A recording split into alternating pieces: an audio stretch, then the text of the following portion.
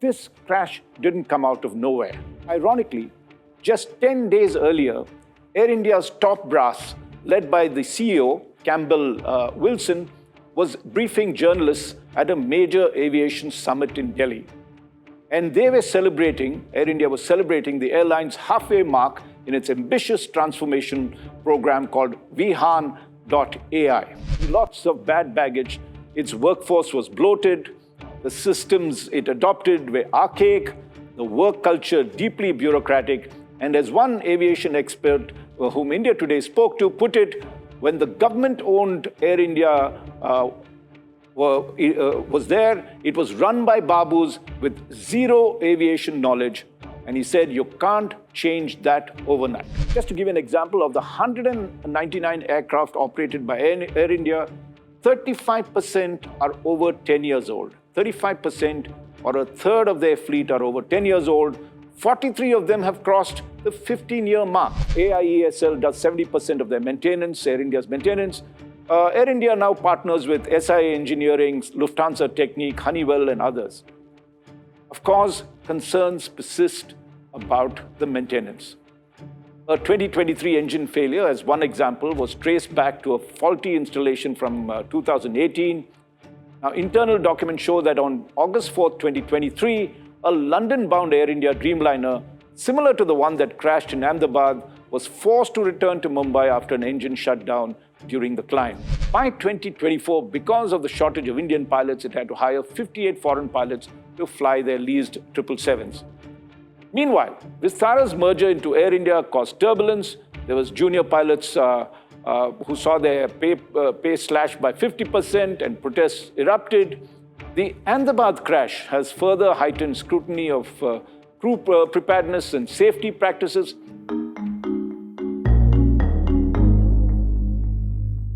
Hello, I'm Raj Chengappa of India Today and your host for Nothing But the Truth.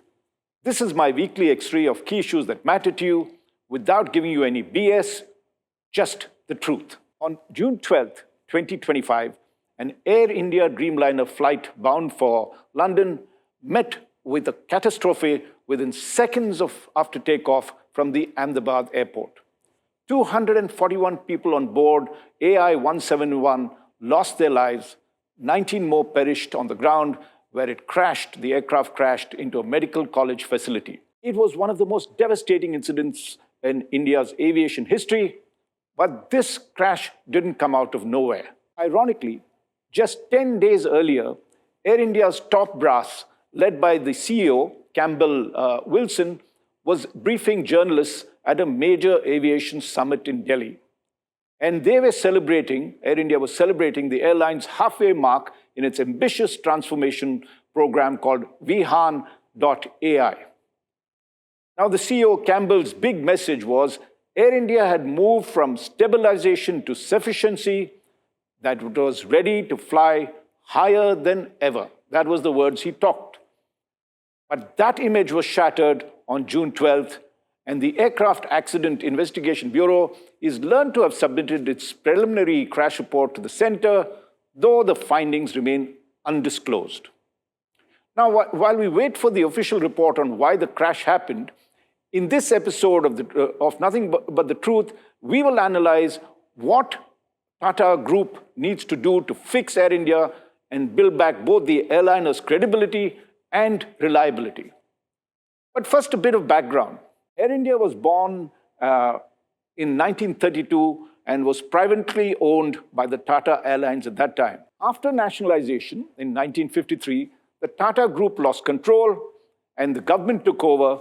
But in January 2022, nearly 70 years later, the airline returned home to the Tatas. The timing wasn't ideal.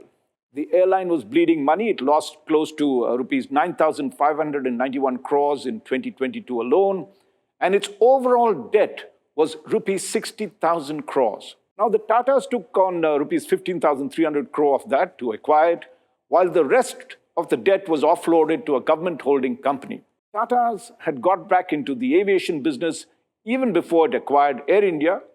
If you recall, it had launched AirAsia India in 2014 and Vistara in 2015. By late 2024, after they'd acquired Air India, the Tata Group had merged 4 carriers into 2, which is essentially Air India and Air India Express. The Tata's ambition was to build a world-class airline, and initially, things seem to have gone well for Tata's. In fact, India's civil aviation sector is booming with as many as 376 million passengers flying in 2024 alone. That made India the world's 3rd largest aviation market.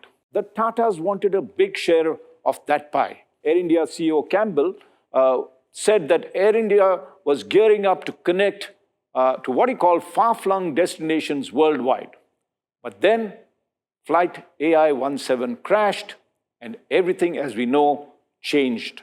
Soon after that, there was a lot of mayhem that was happening. In fact, I was on a flight to Paris when it got cancelled, and I had to wait a bit. And then when on my return from there, Germany, I again got a flight cancelled. And there were something like 83 international flights that were cancelled, Air India flights that were cancelled in a particular week.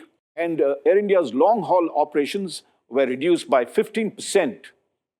The Director General of Civil Aviation launched an inquiry, and 3 senior officials were dismissed. A special probe panel chaired by the Home Secretary began its work on looking into what's going on and what needs to be done. Now let's analyze what are the major challenges that the Tata Group would have to work on if it has to fix Air India. And we have identified 6 major challenges that Air India would have to do to get back its credibility and, of course, its reliability. The first is getting rid of the baggage of its past. Now, as a government-owned entity, Air India came with lots of bad baggage.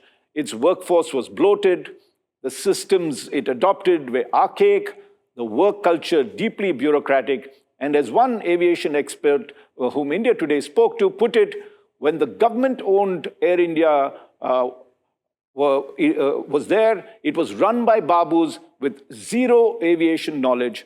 And he said, you can't change that overnight. Now, Air India has to fix all these issues, and it is still work in progress.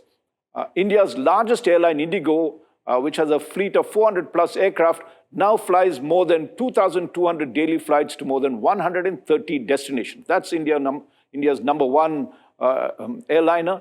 And Air India has to compete with that. Air India is still far behind in terms of their operations. It operates daily flights to 44 domestic and 44 international destinations, and currently has a combined fleet strength of 308 aircraft, along with its subsidiary Air India Express. Air India reported revenues of rupees 61,000 crores in financial year 25, that is 2024-25, but it had posted losses of rupees 4,444 crore in the previous financial year, which is down by 54% from the financial year 22 levels, but still very, very high. There are other major concerns it needs to address to successfully overcome the current crisis. And Air India says that 59% of its domestic fleet and 40% of its international aircraft have been upgraded, and the cabins have been upgraded, but many aircraft are still flying well past their prime. So that's the second big challenge that Air India faces. Tatas must update Air India's aging fleet rapidly. Just to give an example, of the 199 aircraft operated by Air India, 35% are over 10 years old. 35%, or a third of their fleet, are over 10 years old. 43 of them have crossed the 15-year mark. 43 of these aircraft have crossed the 15-year mark. The Dreamliner that crashed in Ahmedabad was 12 years old. To fix this, Air India had already placed a record order in February 2023 to buy 470 aircraft worth $70 billion. Now, this mix includes A320 Neos, 737 Maxes, A350s, and also the Dreamliner 777s that are there. Deliveries, though, will run from starting in 2025 right up to the 2030s. So it will take a while for the Air India's aircraft to become upgraded, become younger in terms of the overall fleet. So let's look at the third big challenge, which is the maintenance of Air India's fleet. Now, maintenance, as we all know, is the lifeblood of aviation safety. Air India's planes are mostly serviced by AIESL. It's a profitable government PSU, but AIESL wasn't part of the Air India sale. Some believe that was a mistake, that the government should have sold it to Air India, to the Tata Group, along with the main airliner that's there. So as a result, the airline now partners, while AIESL does 70% of their maintenance, Air India's maintenance, Air India now partners with SIA Engineering, Lufthansa Technik, Honeywell, and others. Of course, concerns persist about the maintenance. A 2023 engine failure, as one example, was traced back to a faulty installation from 2018. Now, internal documents show that on August 4th, 2023, a London-bound Air India Dreamliner, similar to the one that crashed in Ahmedabad, was forced to return to Mumbai after an engine shut down during the climb. Apparently, a fan blade in the engine's high-pressure section had broken loose, causing the failure.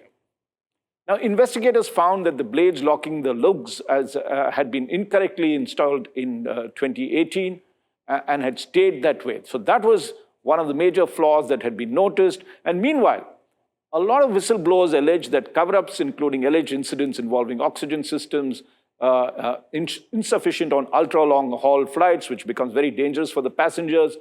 The DGCA also began inspecting all 33 Dreamliners after the crash. 29 were cleared by late June, but the doubts remain. So maintenance is the other big thing that we needed to look at. I said that's the third big thing. The fourth big challenge that Air India faces is the expected shortfall of experienced pilots and captains or commanders.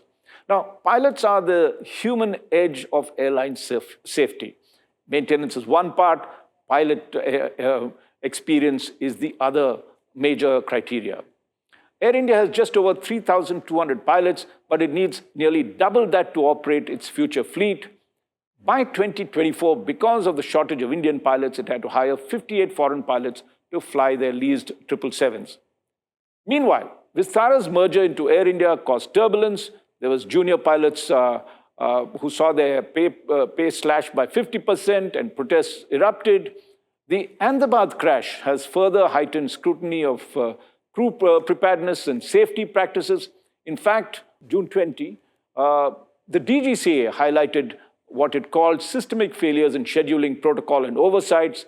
That led to 2 Air India flights from Bengaluru to London exceeding the maximum allowable duty hours on consecutive days in May, which the DGCA clamped down on.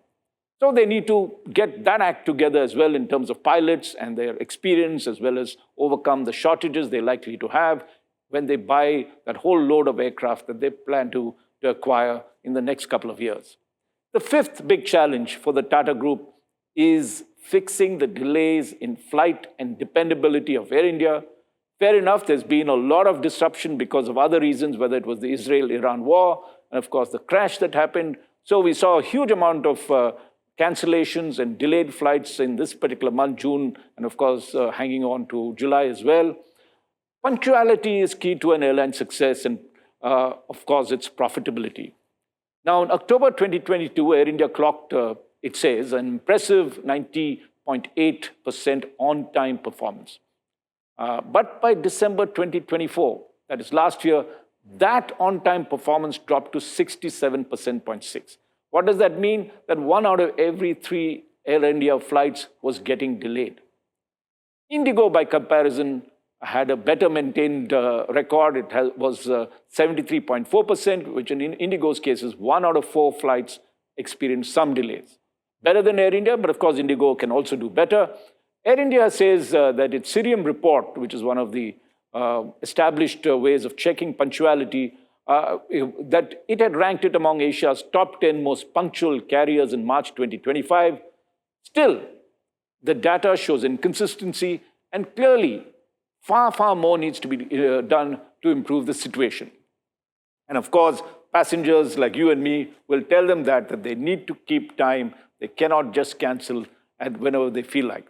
There is also growing anxiety among crew members in the aftermath of the crash, and that is causing concerns over mounting fatigue, morale, and whether the airline is stretching its resources too thin. That's the questions that people are asking. And so that brings us to the whole safety debate. I'd outlined 6 of the big challenges that Air India faces, including the need for more pilots and experience as well, the entire punctuality issue, maintenance issues that were there that had caused it, of course, discarding the old baggage that had come and getting themselves a newer fleet in terms of aircraft. These are the big issues that Air India faces, which brings us to the whole safety debate. And we can see that not just for Air India, production pressures can certainly erode safeguards, and the system, overall, aviation system in India and in Air India needs better checks. There are calls by experts to have independent audits, to have whistleblower protection, because one whistleblower got into trouble by pointing out certain issues, and that whistleblower happened to be one of the pilots of an airliner, and tighter regulatory oversight. To its credit, since Air India was taken over by the Tata Group in 2022, the airline has rejuvenated its staff. The average age, Air India says, of its non-flying staff has dropped from 54 to 35. Remember, Air India was taken over from the government of India. Earlier, government of India ran Air India, and the Tatas took it over 3 years ago. They say that they've been able to bring down not only the average age of non-flying staff, which I said from 54 to 35, the average age of the cabin crew is now down to 29 years of age. So they are showing improvement, and they did that by getting over 6,000 employees to take voluntary requirement and inducting new blood. Still, public perception is hard to change overnight. India Today spoke to Jitendra Bhargava.